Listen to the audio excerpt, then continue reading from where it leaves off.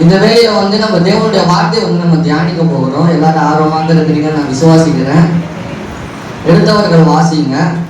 சங்கீதம் 121 அதிகாரம் 2ஆம் வசனத்தை வாசிங்க. இந்த வசனத்துல பாருங்க, வானத்தையும் பூமியும் உண்டாக்கினவரிடத்தில் நமக்கு ஒத்தாசை வரும் அப்படின்னு சொல்லிட்டு பார்க்கிறோம். இந்த செய்தியினுடைய தலைப்பு என்னன்னா, உனக்கு ஒத்தாசை வரும் அப்படின்ற தலைப்புல இப்ப நம்ம தேவனுடைய வார்த்தையை நம்ம தியானிக்க போகிறோம். இப்ப இருக்கிற இந்த காலகட்டத்துல கணவன் மனைவிக்கு ஒத்தாசையா இருக்கிறது இல்லை, மனைவி கணவனுக்கு ஒத்தாசையா இருக்கிறது இல்லை, பிள்ளைகள் பெற்றோருக்கு ஒத்தாசையா இருக்கிறது இல்லை, பெற்றோர் பிள்ளைகளுக்கு ஒத்தாசையா இருக்கிறது இல்லை, கூட பிறந்தவங்களுக்கும் ஒத்தாசையா இருக்கிறது இல்லை, தெரிஞ்சவங்களுக்கும் ஒத்தாசையா இருக்கிறது இல்லை, யாருக்குமே ஒத்தாசையா இருக்கிறது இல்லை. நம்ம கிட்ட இருந்து விடுங்க தான் பார்ப்பாங்க. எல்லாரும் ஒரு காரியம் உங்ககிட்ட ஆகுதுன்னா நம்ம கிட்ட வருவாங்க. அந்த வேலை முடிஞ்சிருச்சுன்னா விட்டு போயிடுவாங்க. எல்லாரும் நம்ம கிட்ட இருந்து விடுங்க தான் பார்ப்பாங்க, வாங்க தான் பார்ப்பாங்க. ஆனா இயேசு கிறிஸ்து மட்டும்தான் நமக்கு கொடுக்க நினைப்பாரு. எதிர்பார்ப்பு இல்லாம கொடுக்குற ஒரே ஒரு நபர்னா இயேசு கிறிஸ்து மட்டும்தான். அவர் மூலியமா மட்டும்தான் நம்மளுக்கு இந்த ஒத்தாசை கிடைக்குது. அப்போ குறிப்பாக இப்ப நம்ம என்ன பார்க்கிறோம்னா, இந்த ஒத்தாசை அப்படின்னா என்ன அப்படின்னு சொல்லிட்டு இப்போ நம்ம பார்க்கலாம். அதுல முதலாவது காரியம் நன்மை, இரண்டாவது காரியம் பாதுகாப்பு, மூன்றாவது காரியம் பலன், நான்காவது காரியம் உதவி. இப்போ முதலாவது நன்மை அப்படின்னா என்னன்னா, நம்ம இப்ப எனக்கு இந்த தேவை, இப்ப எனக்கு ஒரு வேலை கிடைக்கணும், நம்ம செபிக்கிறோம்ல, நம்மளுக்கு வேலை கிடைக்குது, அது நன்மை. எனக்கு குழந்தை இல்லை, நம்ம குழந்தை பிறக்கணும்னு சொல்லிட்டு நம்ம செபிக்கிறோம். தேவன் நம்மளுக்கு அந்த குழந்தை பாக்கியத்தை தராரு, அது நன்மை. எனக்கு கல்யாணம் ஆகலை அப்படின்னு சொல்லிட்டு ஜெபிக்கிறோம், கல்யாணத்தை தேவன் ஆக வைக்கிறாருல, அது நம்மளுக்கு நன்மை. இரண்டாவதாக பாதுகாப்பு. இந்த பாதுகாப்புனா நம்ம போகையில வருகையிலும், வேலைக்கு போகும்போதோ வரும்போதோ, நம்ம டிராவல் பண்ணும்போதோ நம்மளை பாதுகாக்கிறாருல, இது பாதுகாப்பு. இரண்டாவது பலன். நம்ம ஒரு கஷ்டத்துல இருக்கும்போது அந்த கஷ்டத்தை தாண்டறதுக்கான பலனை தராரு இல்ல, அந்த கஷ்டத்துல இருந்து நம்ம வெளியில வர்றதுக்கான அந்த பலன் தராரு இல்ல, அது பலன். நான்காவது உதவி. இது எல்லாத்தையும் சேர்ந்ததுதான் உதவி. அப்போ இந்த 4 காரியமுமே ஒத்தாசைன்ற வார்த்தையோட பொருளாக வரும். அப்போ தேவன் கிட்ட இருந்து நம்ம ஒத்தாசையை நம்ம பெற்றுக்கொள்ளணும்ல. ஏன்னா மற்ற யாருமே நம்மளுக்கு உதவி செய்ய மாட்டாங்க. எல்லாரும் காரியத்துக்காக வருவாங்க, பழகிட்டு போயிடுவாங்க. தேவன் மட்டும்தான் நம்ம கிட்ட உதவி செய்வாரு. அப்ப அவர்கிட்ட இருந்து நம்ம ஒத்தாசையை நம்ம வாங்கணும்னா, உதவியை வாங்கணும்னா நம்ம என்ன செய்யணும் அப்படின்னு சொல்லிட்டு நம்ம பார்க்கலாம். முதலாவது என்ன நம்ம செய்யணும், நீங்களே சொல்லுங்க, நானே சொல்லிட்டு எப்படி, நீங்க சொல்லுங்க. கர்த்தர்கிட்ட இருந்து நம்ம உதவியை நம்ம பெற்றுக்கொள்ளணும்னா முதலாவது நம்ம என்ன செய்யணும், இதுதான் முக்கியம் இல்ல. நம்ம ஜெபிக்கணும், சபைக்கு போகணும், ஊழியத்துல இருக்கணும், பரிசுத்தமா இருக்கணும், இது எல்லாமே இருந்தாலும் முதலாவது அவருடைய பிள்ளையா இருக்கணும். எழுதுங்க, வாசிங்க. யோவான் 1ஆம் அதிகாரம் 12வது வசனத்தை. யோவான் 1:12. அவருடைய நாமத்திலே விசுவாசம் உள்ளவர்களாய் அவரை ஏற்றுக்கொண்டவர்கள் எத்தனை பேர்களோ அத்தனை பேர்களும் தேவனுடைய பிள்ளைகளாகும்படிக்கு அவர்களுக்கு அதிகாரம் கொடுத்தார். இங்க பாருங்க, அவருடைய நாமத்தின் மேல் விசுவாசம் உள்ளவர்களாய் அவரை ஏற்றுக்கொண்டவர்கள் எத்தனை பேர்களோ அத்தனை பேர்களும் தேவனுடைய பிள்ளைகள் அப்படின்னு சொல்லிட்டு நம்ம பார்க்கிறோம். அப்போ தேவனுடைய பிள்ளைகள்னா அவருடைய நாமத்தை ஏற்றுக்கொள்றவங்க. அப்போ இயேசு கிறிஸ்துவனுடைய பிள்ளையா நம்ம ஆகணும்னா அவரை நம்ம ஏற்றுக்கொள்ளணும். இங்க எத்தனை பேர் இயேசு கிறிஸ்துவை ஏற்றுக்கொண்டு இருக்கிறீங்க? ஏற்றுக்கொண்டிருக்கீங்கல்ல? என்ன காரியத்துக்காக நீங்க இயேசப்பாவை ஏற்றுக்கணும் சொல்லுங்க. எனக்கு இந்த கல்யாணம் ஆகணும் அப்படின்னு சொல்லிட்டு சர்ச்சுக்கு வந்தீங்களா? எனக்கு இந்த நல்லது நடக்கணும் அப்படின்னு சொல்லிட்டு சர்ச்சுக்கு வந்தீங்களா? அவர் ஏற்றுக்கொண்டீங்களா? ஏன்னா இப்ப இருக்கிற நிறைய விசுவாசிகள் தேவைக்காக தானே வராங்க, அதிகமா அதுக்காக தானே வராங்க. எனக்கு இது நல்லது நடக்கணும், எனக்கு இந்த ஆசீர்வாதத்தை நான் பார்க்கணும் அப்படின்னு சொல்லிட்டு தானே நிறைய ஜனங்கள் இப்ப ரட்சிக்கப்படுறாங்க. ஆனா தேவன் இந்த வசனத்துல என்ன சொல்றாருன்னா, அவர் நாமத்தை ஏற்றுக்கொண்டவங்க அவருடைய பிள்ளைகளாம். தேவைக்காக வரவங்க உங்க பிள்ளைகள் இல்லையா? அப்போ ஒரு நாமத்தை ஏற்றுக்கொள்றதுன்னா என்ன, இயேசுதான் எனக்காக அடிக்கப்பட்டாரு, இயேசுதான் எனக்காக ரத்தம் சிந்தினாரு, இயேசுதான் எனக்காக பாடுகளை அனுபவிச்சாரு, இயேசுதான் என்னுடைய பாவங்களை ஏற்றுக்கொண்டாருன்னு நினைச்சு அவர் ஏத்துக்கணவங்க தான் அவருடைய பிள்ளைகள் ஆவாங்க அப்படின்னு சொல்லிட்டு நான் சொல்லலை, இந்த வசனம் சொல்லுது. அப்போ அவர் உண்மையாக நம்ம ஏற்றுக்கொள்ளணும். எத்தனை பேர் நிறைய காரியத்திற்காக நீங்க வந்திருப்பீங்க, ஆனா உங்களுடைய சிந்தையை நீங்க மாற்றிக்கணும். நம்ம இயேசுதான் நம்மளுக்காக அடிக்கப்பட்டாரு, அவரு தான் நமக்காக ரத்தம் சிந்தினாரு, அவரு தான் நம்மளுடைய பாடுகள் ஏற்றுக்கொண்டாருன்னு அவரை நம்ம ஏற்றுக்கணும். அதுதான் இந்த வேத வசனத்துல இப்ப நம்ம பார்க்கிறோம். ஆனா நிறைய ஜனங்க அதை ஏற்றுக்க மாட்டுறாங்க. அவரு தான் நமக்காக அடிக்கப்பட்டாரு, நிறைய ஜனங்க அதை நினைக்க மாட்டுறாங்க. அவங்க தேவைக்காக வராங்க, அந்த தேவை கிடைச்சிட்டோம்னா மறந்துடுறாங்க. ஏன்னா இப்ப இந்த சபையிலேயே எவ்வளவோ ஜனங்கள் உட்காந்துருந்தா இங்க இடமே பத்தாது. அந்த அளவுக்கு விசுவாசிகள் இருக்கிறாங்க. ஏன் வராம இருக்கிறாங்க? தேவைக்காக வந்தாங்க, தேவை கிடைச்ச உடனே இப்ப வராம ஆயிட்டாங்க. அப்போ அந்த மாதிரி இல்லாம நீங்க வந்திருக்கிறீங்கன்னா நீங்க அவரை விசுவாசிக்கிறீங்க, நான் நம்புறேன். அப்போ இந்த வசனத்துல அவருடைய பிள்ளைகளான பார்க்கணும்னு சொல்லிட்டு நம்ம பார்க்கிறோம். அப்போ முதலாவது அவரை நம்ம ஏற்றுக்கொள்ளணும். இப்ப ரெண்டாவதாக இதை பாருங்க, ரோமர் 8ஆம் அதிகாரம் 14வது வசனத்தை வாசிங்க. ரோமர் 8:14. மேலும் எவர்கள் தேவனுடைய ஆவியால் நடத்தப்படுகிறார்களோ அவர்கள் தேவனுடைய புத்திரராய் இருக்கிறார்கள். இங்க பாருங்க, முதலாவது கொஞ்சம் கவனிங்க எல்லாரும். முதலாவது அவர் ஏற்றுக்கொண்டவங்க அவருடைய பிள்ளைகளா ஆகிறாங்க. அப்போ ரெண்டாவது ஆவியினாலே நடத்தப்படுகிறவர்கள் அவருடைய பிள்ளைகளா ஆகிறாங்க. அப்ப ஆவியினாலே நடத்தப்படுகிறதுனா முதலாவது இந்த உலகத்துல மனிதர்கள் 2 வழியில நடக்கிறதுனா நடந்து போறது இல்லை, நம்ம வாழ்றது. நம்ம வாழ்க்கையில நம்ம எந்த முறையில் நம்ம வாழ்றோம் அப்படின்னு சொல்லிட்டு இந்த வசனத்துல நம்ம பார்க்கிறோம். அப்போ முதலாவது மாம்சத்தின்படி வாழ்றாங்க. ஒரு சில பேர் மாம்சத்துல வாழ்றாங்க, ஒரு சில பேர் ஆவியின்படி வாழ்றாங்க. அப்போ மாம்சத்தின்படி வாழ்றதுனா என்ன?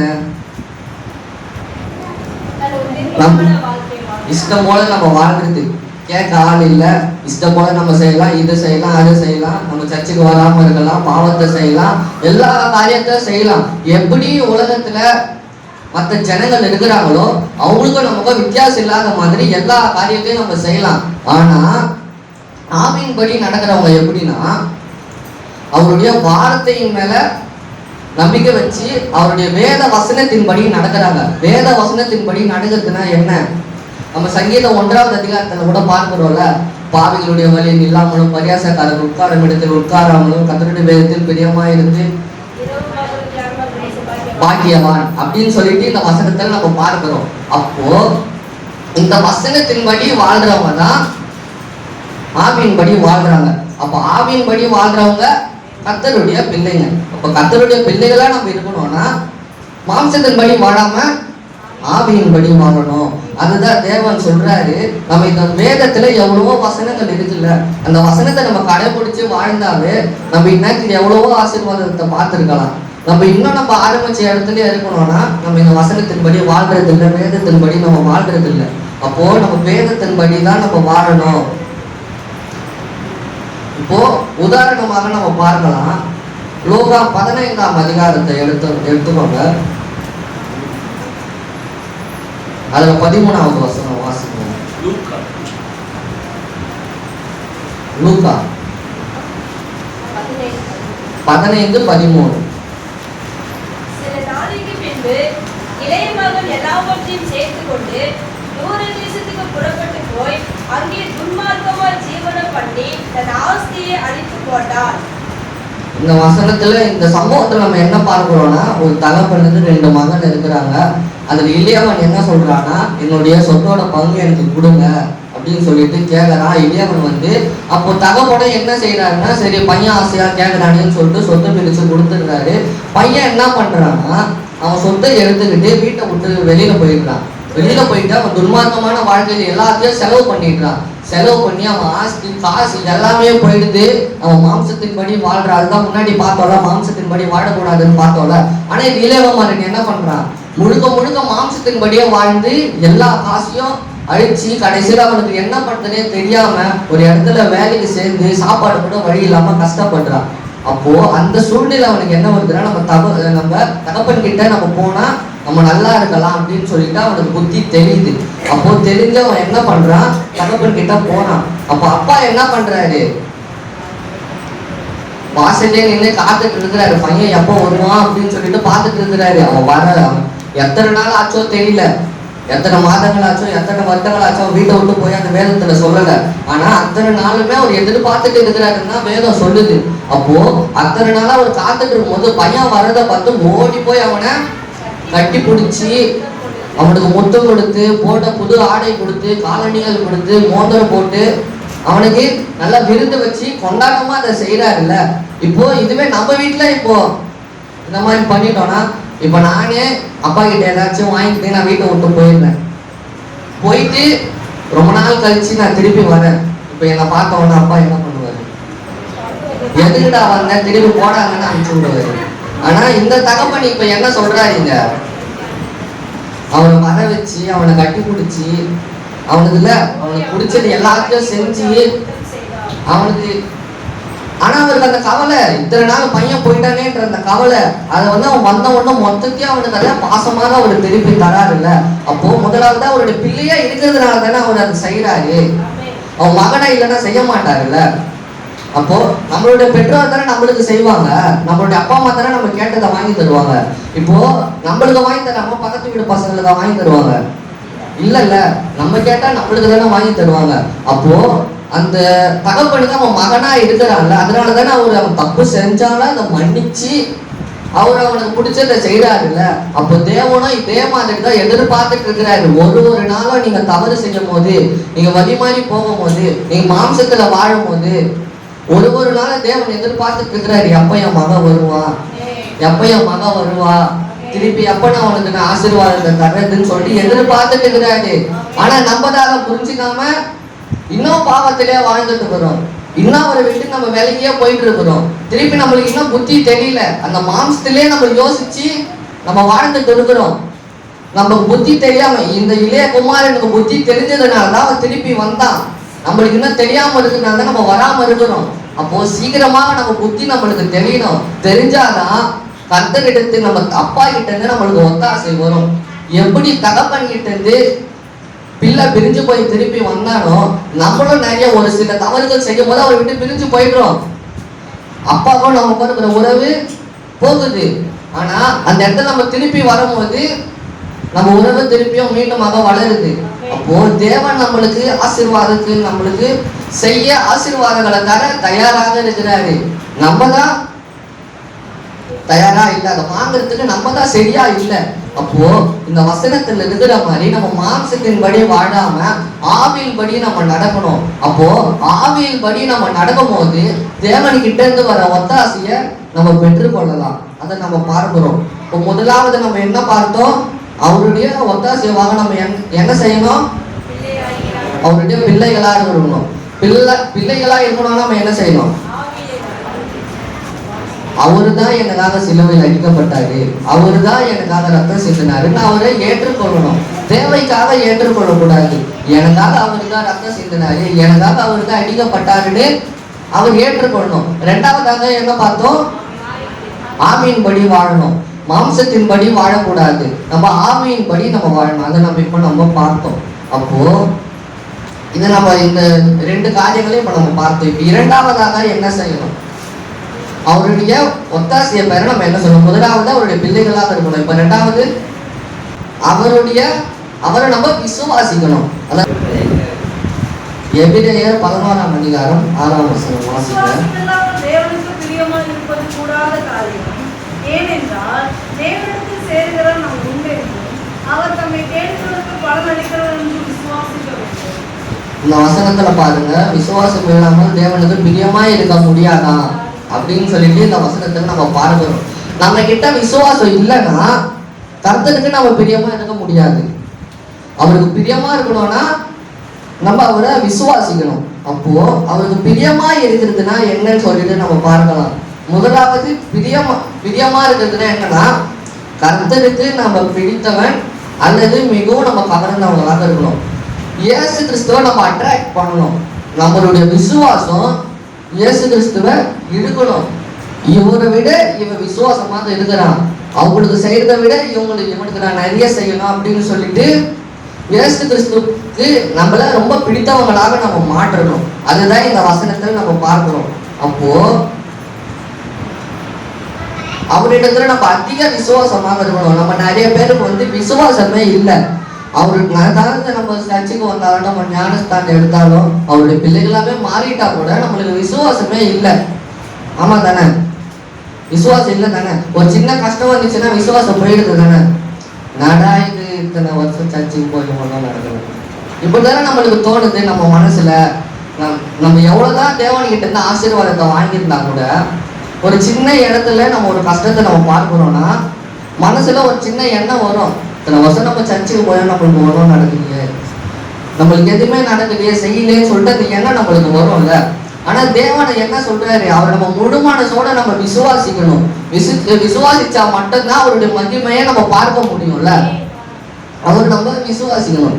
அப்போ விசுவாசிக்கிறதுனா என்னன்னா, அதான் முன்னாடி ஒரு சில மாதங்களுக்கோ ஒரு சில வருஷத்துக்கு முன்னாடி நானே வசனம் கொடுத்துருப்பேன். செஞ்ச ஜபத்தின் மேல விசுவாசமா தான் இருக்கணும்.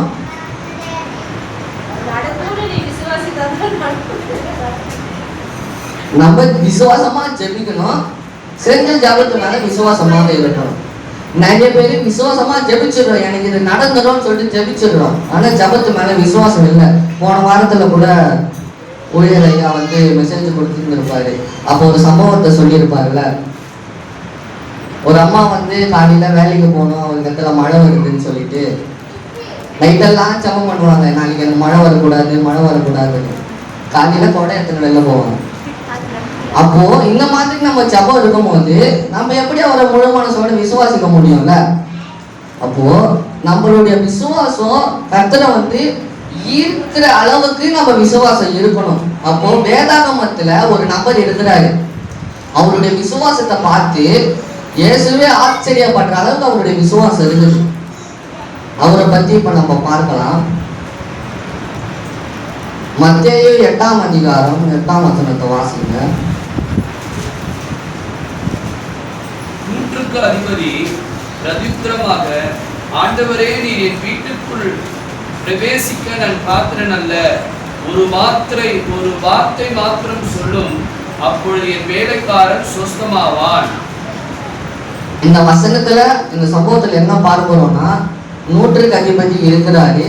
அவர் வந்து பெரிய ஆளு. இப்ப எப்படி அவருடைய வேலைக்காரன் வந்து உடல்நல சரியில்லாம நோய்வாய்ப்பட்டு படுத்திருக்கிறார். அப்போ ஒரு முதலாளி அவருடைய வேலைக்காரன் வந்துட்டு சுகம் இல்லை, உடம்பு சரியில்லை. அவர் ஏன் அந்த ஒரு வேலைக்காரனே அவரை பிடிச்சிட்டு இருக்கணும்? எவ்வளவு பெரிய ஆளு, எவ்வளவு வேலைக்காரங்க இருப்பாங்க. அவனை விட்டு மற்ற வேலைக்காரங்களை வச்சு ஒரு வேலையை பார்க்க வேண்டியது தானே? ஏன் அந்த ஒரு வேலைக்காரனுக்காக அவர் பார்க்கறாரு? அந்த இடத்துல ஒரு தாழ்மையை காட்டுறாரு. நான் தான் அவனுக்கு 1000 அவருக்கு வான்னு சொன்னா வருவான், போன்னு சொன்னா போவோம். அந்த அளவுக்கு ஒரு பெரிய ஆளு. அப்போ அந்த ஒரு வேலைக்காரன் மேல கூட ஒரு தாழ்வு, அவருடைய அந்த இடத்துல ஒரு தாழ்வை காட்டுறாருல்ல. அவர் எவ்வளவு பெரிய ஆளா இருந்தாலும் தாழ்ந்து போறாருல்ல. அவருடைய வேலைக்காரன் மேல அவனுக்கு பாசம் இருக்குது. அந்த பாசத்தினால என்ன பண்றாருன்னா, தேவன்கிட்ட இயேசு கிறிஸ்து கிட்ட போயிட்டு, இந்த மாதிரி என்னுடைய வேலைக்காரன் வந்து உடல்நல சரியில்லாம இருக்கிறான், அவனுக்கு வந்து சுகமாக்கணும் அப்படின்னு சொல்லிட்டு ஒரு சொல்றாரு. அப்ப இயேசு கிறிஸ்து என்ன சொல்றாருன்னா, நான் உன் வீட்டுக்கு வரேன் அப்படின்னு சொல்லிட்டு சொல்றாரு. அந்த மறுபடியும் அந்த வசனத்தை வாசிங்க, இந்த 5ஆம் வசனத்தை வாசிங்க. இயேசு கப்பர்நகூமில் பிரவேசித்தபோது நூற்றுக்கு அதிபதி ஒருவன் அவரிடத்தில் வந்து, ஆண்டவரே, என் வேலைக்காரன் வீட்டிலே திமிர்வாதமாய் கிடந்து கொடிய வேதனைப்படுகிறான் என்று அவரை வேண்டிக் கொண்டான். அதற்கு இயேசு, நான் வந்து அவனை சொஸ்தமாக்குவேன் என்றார். நூற்றுக்கு அதிபதி பிரதியுத்தரமாக, ஆண்டவரே, நீர் என் வீட்டிற்குள் பிரவேசிக்க நான் பாத்திரன் அல்ல. இந்த வசனத்தில் நம்ம பார்க்கிறோம், நீங்க என் வீட்டுக்கு வர நான் பாத்திரன் இல்லைன்னு சொல்றாருல்ல. அவர் எவ்வளவு பெரிய ஆள் இல்ல. அப்ப அவரே தன்னை தாழ்த்தி காட்டுறாருல்ல அந்த இடத்துல.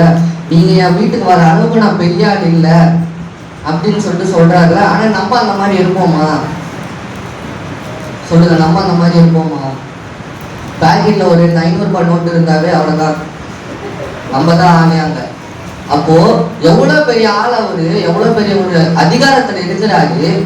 அப்போ அவரு அந்த இடத்துல தாழ்ந்து போறாரு. ஏசப்பா, நீங்க வீட்டுக்கு வர அளவுக்கு நான் பெரிய ஆள் இல்லை அப்படின்னு சொல்றாரு. அதுக்கு அடுத்தது வாசிங்க அப்படியே. ஒரு வார்த்தை மாத்திரம் சொல்லும், அப்பொழுது வேலைக்காரன் சுத்தமாவான். பாருங்க, ஒரு வார்த்தை மாத்திரம் நீங்க சொல்லுங்க, நீங்க வீடு வரைக்கும் வரணும்னு அவசியம் இல்லை, நீங்க இருக்கிற இடத்துல இருந்தே எனக்கு ஒரே ஒரு வார்த்தை மட்டும் சொல்லுங்க, என் வேலைக்காரன் சுகமாயிடுவான் அப்படின்னு சொல்லிட்டு சொல்றாரு.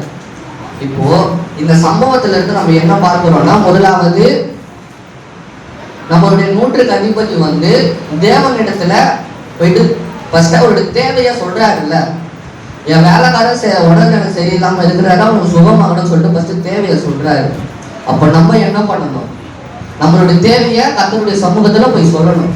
நிறைய பேர் சொல்றது இல்லை, நம்மளுடைய தேவைகளை சொல்றது இல்லை, கர்த்தருடைய சமூகத்துல முட்டி போட்டு ஜெபிக்கிறது இல்லை, எனக்கு இது வேணும், எனக்கு இந்த தேவை நடக்கணும் அப்படின்னு சொல்லிட்டு நிறைய பேர் ஜெபிக்கிறது இல்லை, நம்ம கேட்கறது இல்லை.